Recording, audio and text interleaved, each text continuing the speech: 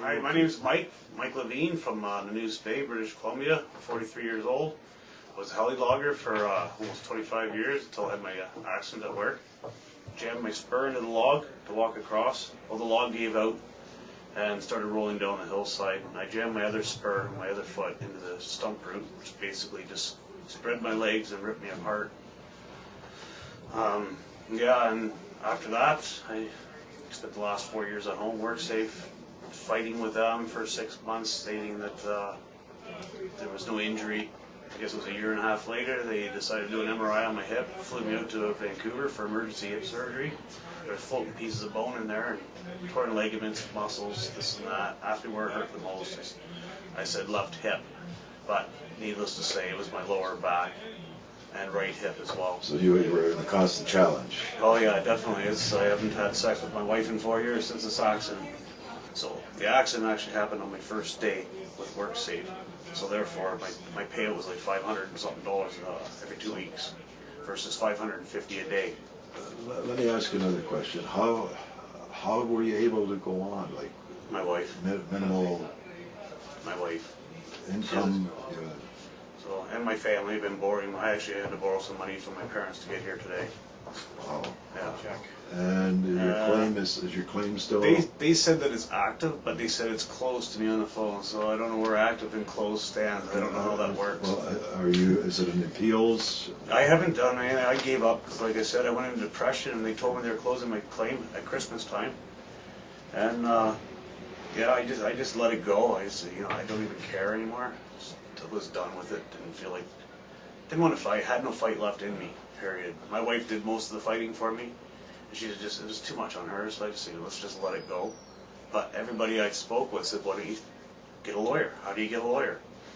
And everybody I spoke with, they all want money, and we don't have it. So no one's given you any indication for any resources that may be available to you? They gave me a shrink, but as soon as I was just charged, as soon as they closed it, where'd they go? I made a phone call to the shrink because I got really depressed again, and they didn't even return a call, nothing. So I phoned again 2 weeks later, not even a phone call in return. So they've left you in the dark. Yeah, I phoned WorkSafe. I had said that I thought about committing suicide. They sent the police to my door. With all you've gone through a lot, and you're still going through a lot, obviously. What do you think? How do you think that the system could be improved? Any comments? Somebody reach out and actually give a shit. Somebody care. Help me.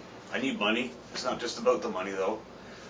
I'd like my sex life back. I'd still have to go for hip surgery. It's not over yet. But where are they? I got to go for a full hip replacement because of this. And yeah, they just let me go. Tell me to wait till I'm 50. Well, I want to work before that. Man, I don't know.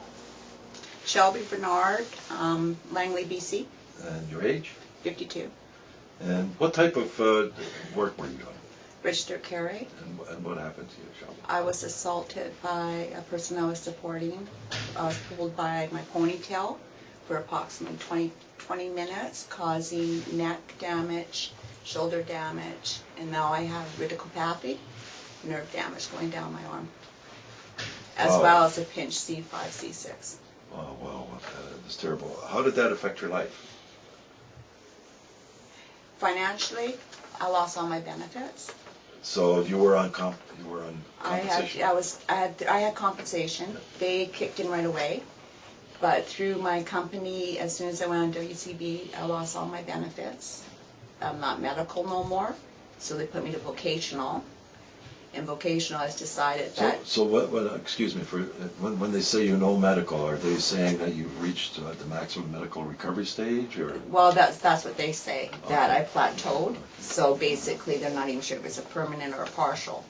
And they gave me a disability that's supposed to be a pension, which amounts to less than $1,000 a year till I'm 65. So, in percentage-wise, how much does that 5% of your pre-accident income? 5%. For me, I've lost everything. I ended up losing my home.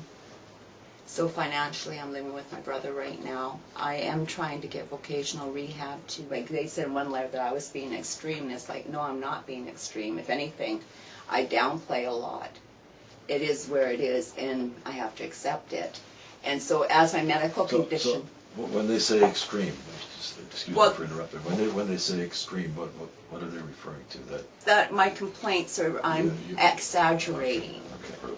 I think they need to start listening to the people and listening to their doctors. Their doctors aren't lying. My doctor's not lying.